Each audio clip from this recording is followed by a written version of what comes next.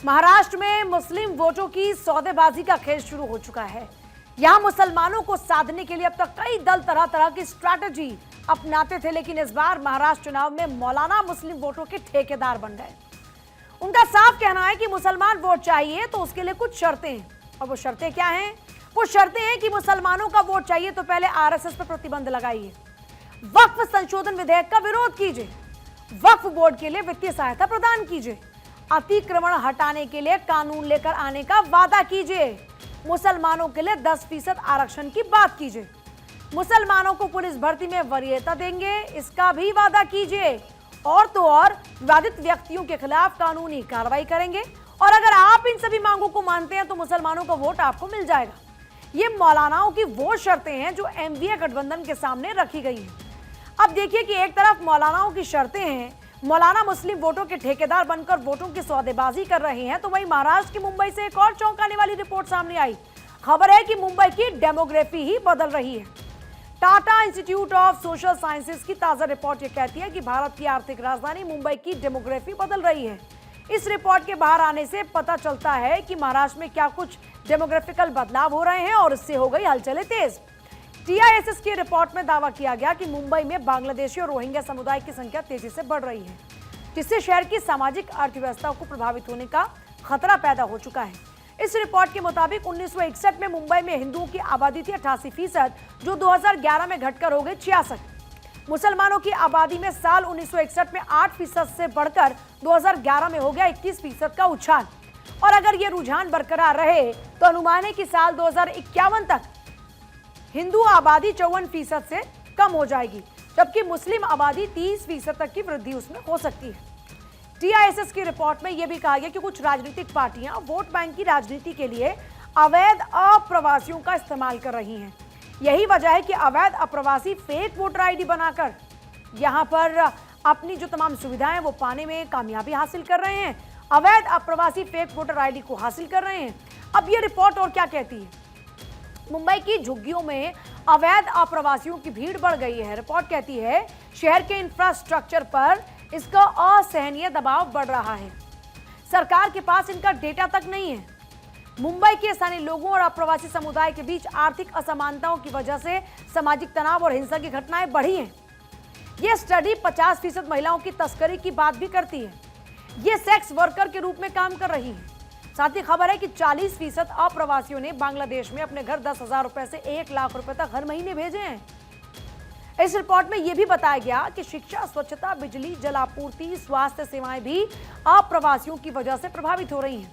मानखुर्द, कुर्ला, गोवंडी में अप्रवासियों की भीड़ भाड़ से बिजली और पानी की आपूर्ति का संकट भी पैदा हो गया है।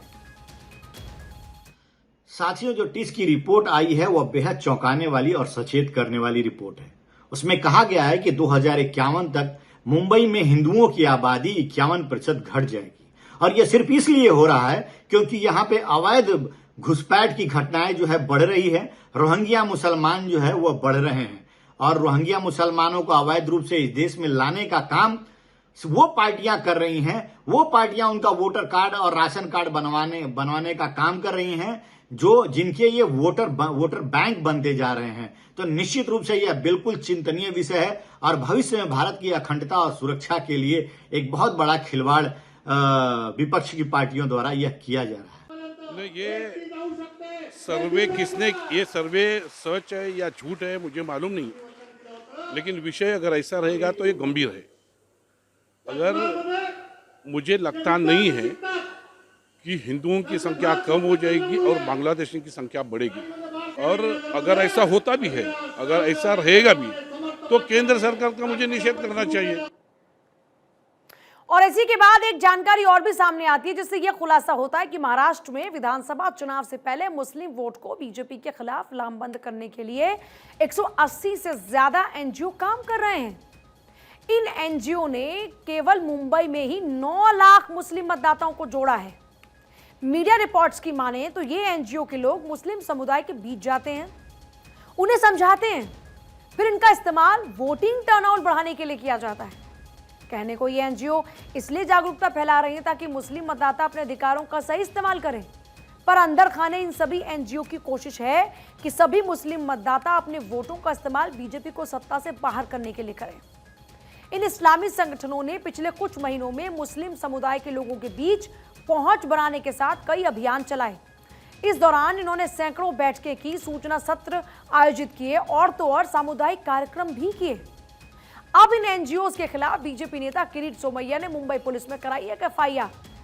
ये एफआईआर एक एनजीओ है जिसका नाम मराठी मुस्लिम सेवा संघ, इसको लेकर की गई है। इस मराठी मुस्लिम सेवा संघ, जो कि खुद को एक एनजीओ बताता है, वो जिस तरह के पर्चे मुसलमानों के बीच बांट रहा था उसके बारे में आपको जरूर सुनना चाहिए। एनजीओ के इस पर्चे में मुसलमान के सामने कुछ सवाल रखे गए। वो सवाल ये हैं, क्या आप शरीयत में दखलंदाजी करने वालों को वोट करेंगे? क्या आप मुसलमानों से अलीगढ़ छीनने वालों को वोट करेंगे? क्या आप मदरसों को खत्म करने का जो इरादा रखने वाले हैं उनको वोट करेंगे? क्या आप हम पर सीएए एनआरसी थोपने वालों को वोट करेंगे?